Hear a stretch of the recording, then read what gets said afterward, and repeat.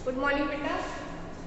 प्राकृतिक संपदा में कल आपने वायु और वायु प्रदूषण पढ़ा, सॉरी जल और जल प्रदूषण पढ़ा था। वायु और वायु प्रदूषण फर्स्ट टॉपिक था। कल हमने जल और जल प्रदूषण पढ़ा था और आज हम क्या पढ़ेंगे, मृदा के बारे में कि मृदा बेसिकली क्या होती है।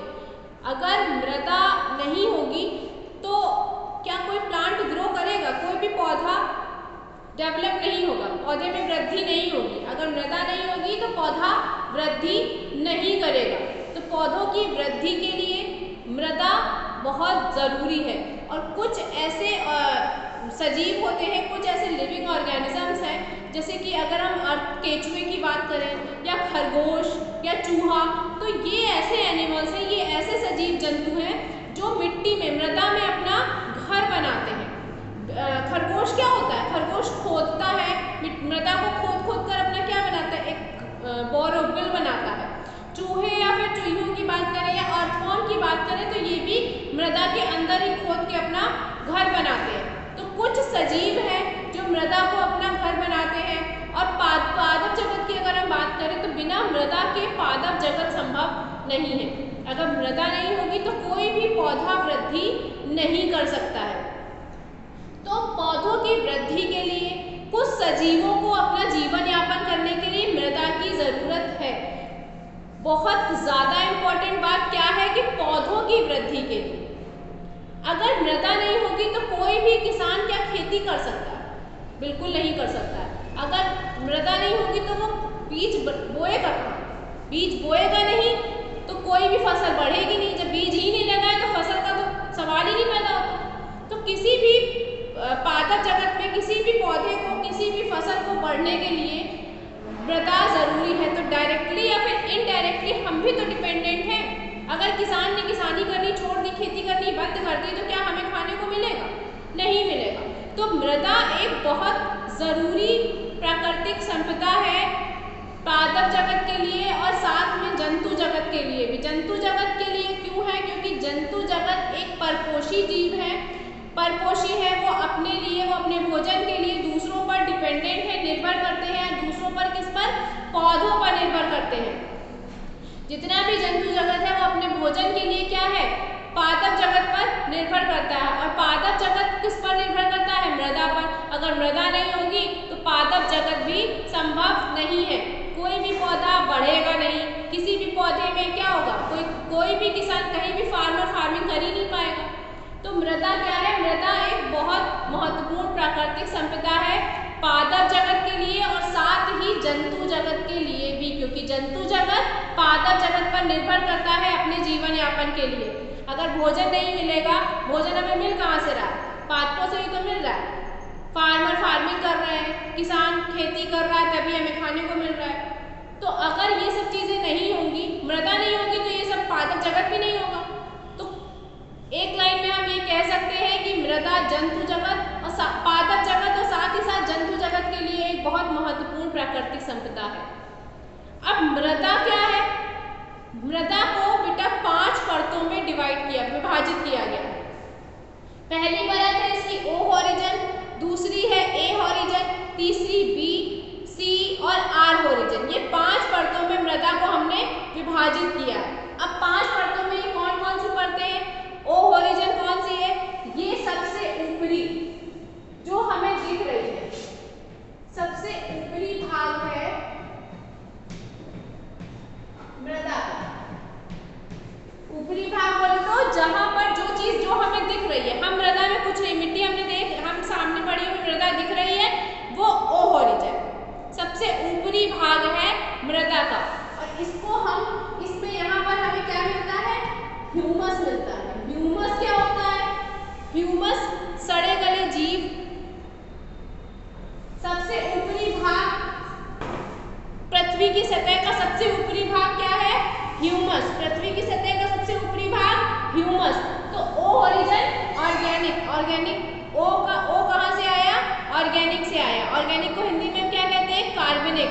तो इस ह्यूमस में कुछ कार्बनिक तत्व होते हैं, इसलिए ह्यूमस को पृथ्वी की सतह की सबसे ऊपरी परत बताया गया है।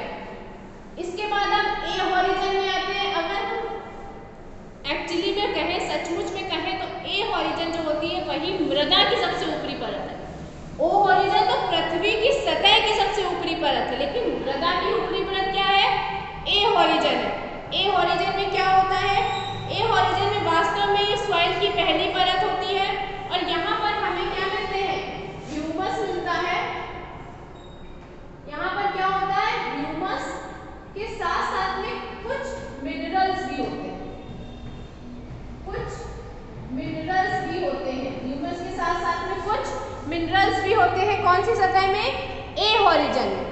फिर हम और नीचे आते हैं तो बी हॉरिजन मिलता है। बी हॉरिजन में ये उपमृदा होती है और इस मृदा का रंग कैसा होता है? लाल भूरा। लाल भूरा। इस मृदा का रंग कैसा होता है? लाल भूरा। अब लाल भूरा क्यों होता है? क्योंकि यहाँ पर प्रचुर मात्रा में आयरन ऑक्साइड पाया जाता है। आयरन ऑक्साइड बहुत प्रचुर मात्रा में पाया जाता है, जिस वजह से ए हॉरिजन, बी हॉरिजन की मृदा का रंग कैसा होता है? लाल और भूरा। इसके बाद हम और नीचे आते हैं जो यहाँ पे सी हॉरिजन है। सी हॉरिजन में कुछ विशाल टूटी हुई चट्टानें होती हैं। विशाल टूटी हुई चट्टानें होती हैं। टूटी हुई चट्टान।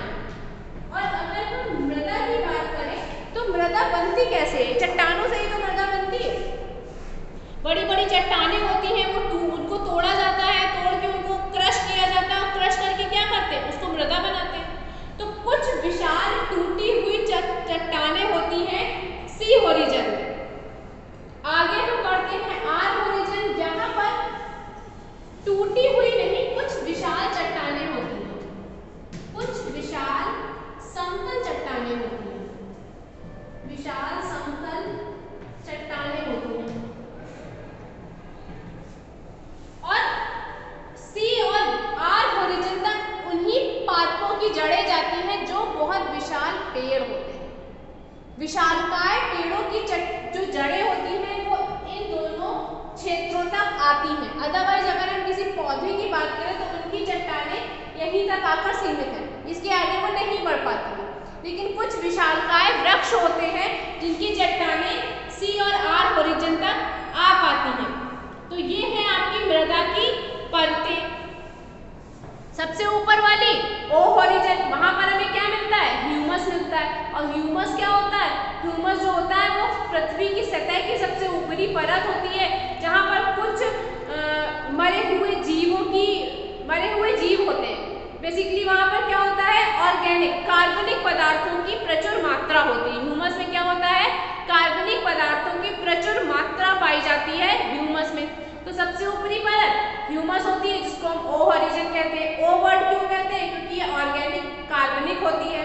उसके नीचे बढ़ते हैं, हमें ए हॉरिजन मिलता है और वास्तव में मृदा की पहली परत होती है ए हॉरिजन। यहाँ पर ह्यूमस और कुछ मिनरल्स पाए जाते हैं। और नीचे आते हैं बी हॉरिजन, जिसको हम उपमृदा कहते हैं। ये लाल भूरे रंग की होती है। इस मृदा का रंग लाल भूरा क्यों होता है? आयरन ऑक्साइड की प्रचुर मात्रा की वजह से इसका रंग कैसा होता है?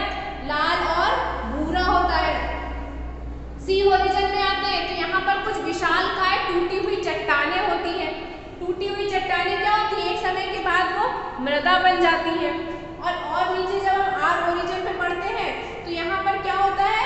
यहाँ पर विशाल समतल चट्टानें होती हैं। जब कभी भी मिट्टी को खोदा जाता है तो जब बहुत थोड़ा अंदर गहराई तक चले जाते हैं तो उसको हम इजीली हम मैनुअली हम नहीं खोद सकते।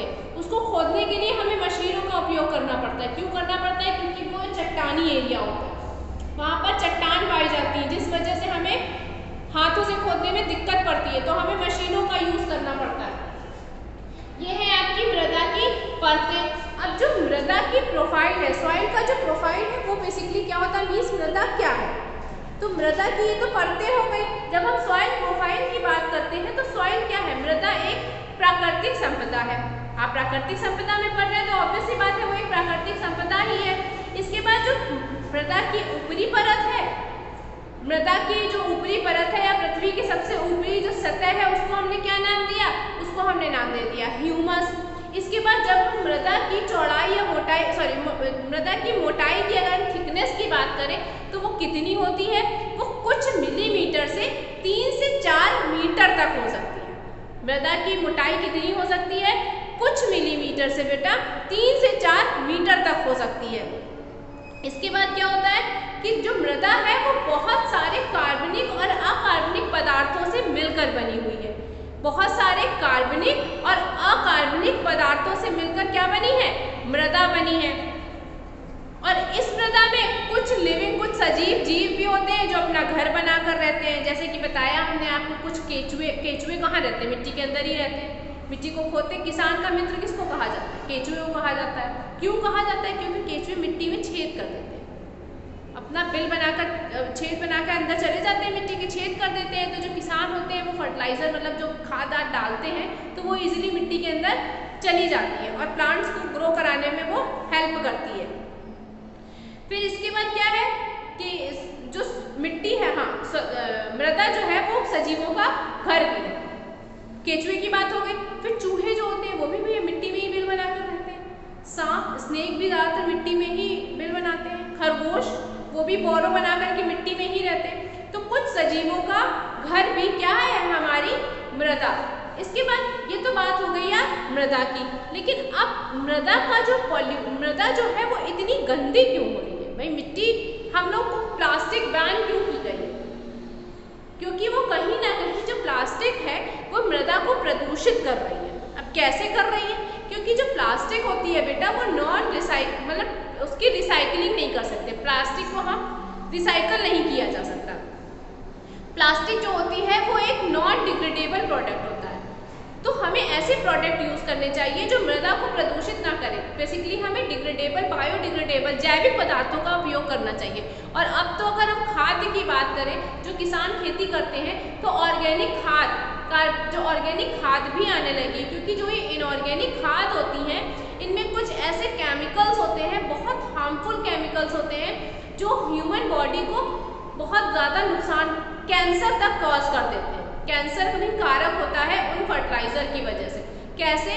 खाद किसान डालता है, खेती करता है, किसान खाद का यूज़ करता है। अब खाद का यूज़ वो तो अपने अच्छे के लिए ही करता है कि भाई वो अपनी फसल को बचा रहा है कीड़े मकोड़ों से, फर्टिलाइजर डाल रहा है, पेस्टिसाइड, कीटनाशक डाल रहा है, तो वो तो अपनी खाद को, अपनी फसल को बचा रहा है, अपनी फसल को कीड़े मकोड़े लगने से बचा रहा है, अपनी फसल को अच्छा करने के लिए बना रहा है।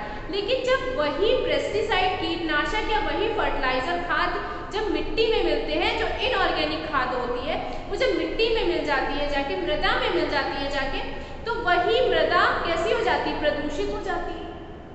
और जब बार बार वही किसान कभी कभी ऐसा होता है कि बार बार खेती करता ही रहता है, मतलब मृदा को कांस्टेंट होने का समय ही नहीं मिल पाता है। लगातार खेती करने से ही भी क्या होता है? मृदा प्रदूषित होती है। तो अब आप लोगों ने देखा होगा कि किसान क्या करते हैं, खेती करके कुछ समय के लिए, जब खेत उनके कट जाते हैं, फसलें काट दी जाती हैं, तो कुछ समय के लिए खेत ऐसे ही पड़े रहते हैं। उनमें ना वो बीज लगाते हैं और कोई खेती नहीं करते। वो इसलिए करते हैं ताकि मृदा को उपजाऊ बना सके। लेकिन जब वो लगातार खेती कर रहा है, मृदा में ना हवा पानी कुछ लग नहीं रहा है, तो वो मृदा कैसी हो जाती है? वो उपजाऊ नहीं रह जाती, वो मृदा प्रदूषित हो जाती है। तो ये भी एक कारक है मृदा को प्रदूषित करने का।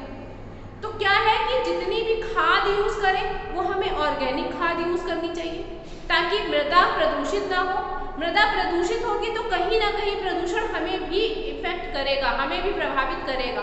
क्योंकि उस प्रदूषित मृदा में अगर कोई भी बीज बोया जाएगा, बीज बो के इसके बाद अगर उसी प्रदूषित मृदा का बोया हुआ बीज पादप बनेगा या खाने योग्य कोई भी चीज़ बनेगी, अगर वो हम खाते हैं, तो प्रदूषित मृदा में जो तत्व होंगे वो इनडायरेक्टली हमारी बॉडी में चले जाएंगे और हमें भी वो बीमारी दे सकते हैं। इसलिए हमें ऐसी खाद यूज़ करनी चाहिए जो ऑर्गेनिक हो। जो कीटनाशक है उनका कम से कम प्रयोग करना चाहिए। तो ये तरीके होते हैं मृदा को प्रदूषित होने से बचाने के लिए। तो ये था बेटा आपका मृदा, ये फिनिश हो गया है। इसके बाद नेक्स्ट टॉपिक आपका क्या है? ऑक्सीजन चक्र, जल चक्र, कार्बन डाइऑक्साइड चक्र और नाइट्रोजन चक्र। ये चारों चक्र कल हम पढ़ेंगे। आज के लिए बेटा इतना ही। Thank you.